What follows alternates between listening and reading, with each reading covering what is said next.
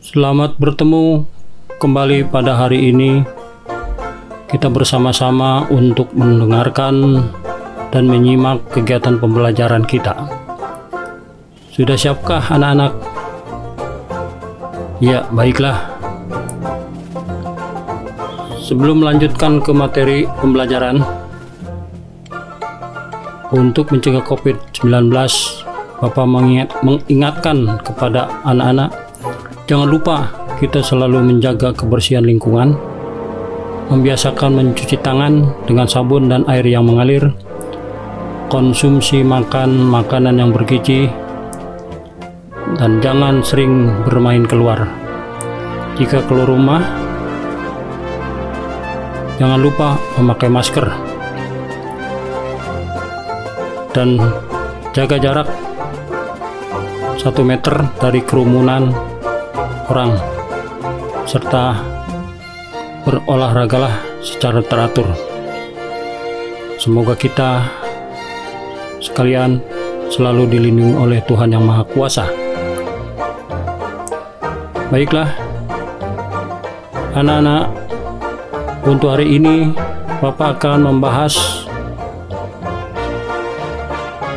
tema 9 subtema 2. Materinya adalah tentang jenis-jenis sumber daya alam. Pada garis besarnya, sumber daya alam itu dapat dibagi menjadi 2 golongan, yaitu 1, sumber daya alam yang dapat diperbaharui, dan yang keduanya adalah sumber daya alam yang tidak dapat diperbaharui.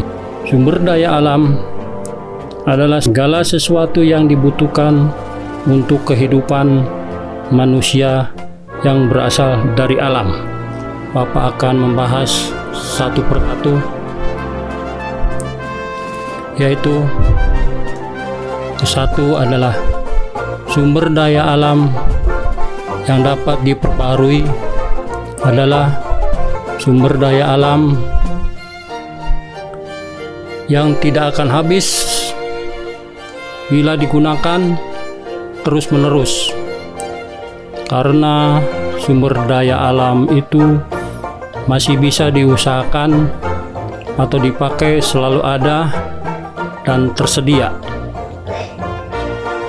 Sumber daya alam yang dapat diperbaharui meliputi air, tanah, tumbuh-tumbuhan, dan hewan. Kita harus menjaga kelestariannya agar tidak merusak keseimbangan ekosistem. Apa itu ekosistem? Tahu anak-anak? Iya, ekosistem adalah tempat di mana makhluk hidup berkumpul, saling ketergantungan.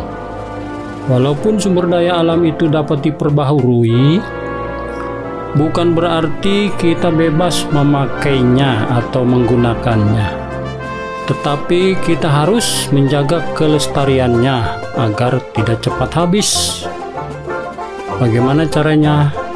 Yaitu kita menggunakannya sesuai dengan kebutuhan kita. Selain itu, kita harus memelihara jenis tanaman tertentu yang jumlahnya semakin hari semakin sedikit.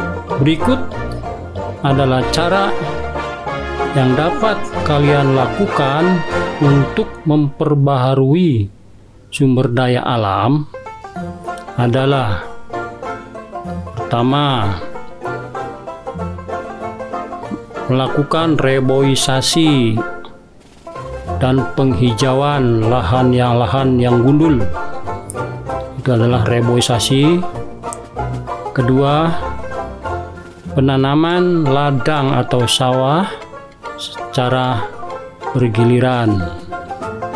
Ketiga, pengolahan tanah, pertanian dengan panca usaha tani. Itulah adalah yang termasuk sumber daya alam yang dapat diperbaharui. Yang keduanya adalah sumber daya alam yang tidak dapat diperbarui. Yang dimaksud sumber daya alam yang tidak dapat diperbaharui adalah sumber daya alam yang akan habis bila dipakai terus-menerus, karena proses pembentukannya memakai waktu jutaan tahun untuk menjadi sumber daya alam. Untuk itu, kita harus menggunakan sesuai kebutuhan dan tidak berlebihan, serta hati-hati dan berhemat.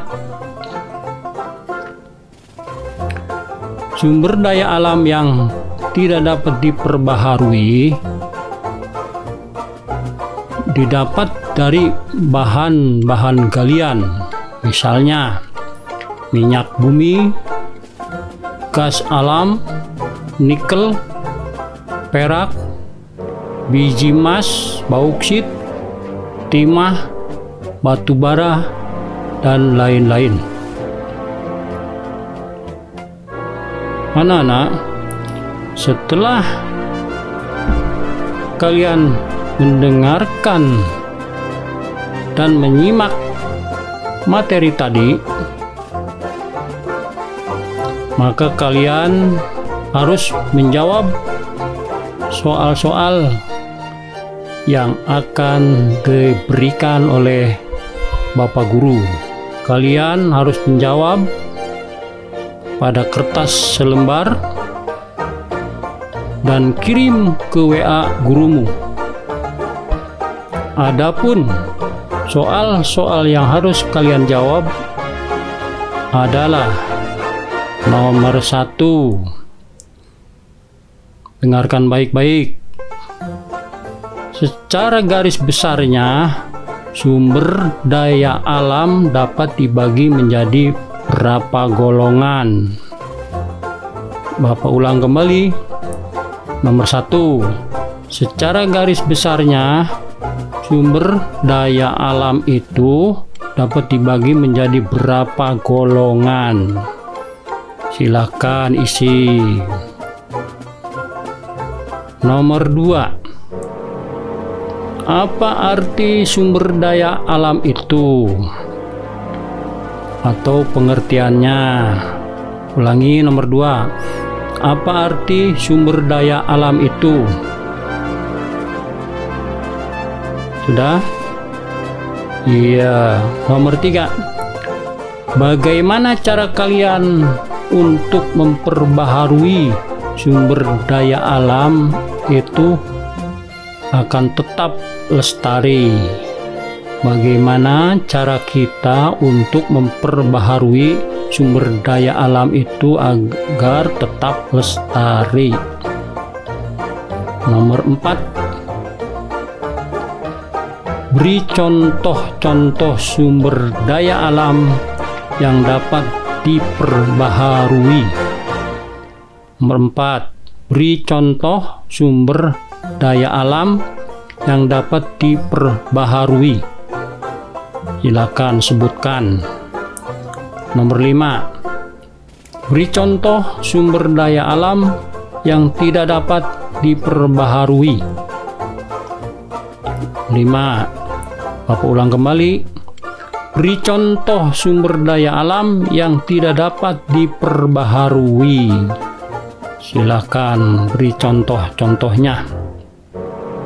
Jangan lupa jawaban di kertas selembar dan silakan kirim ke WA gurumu.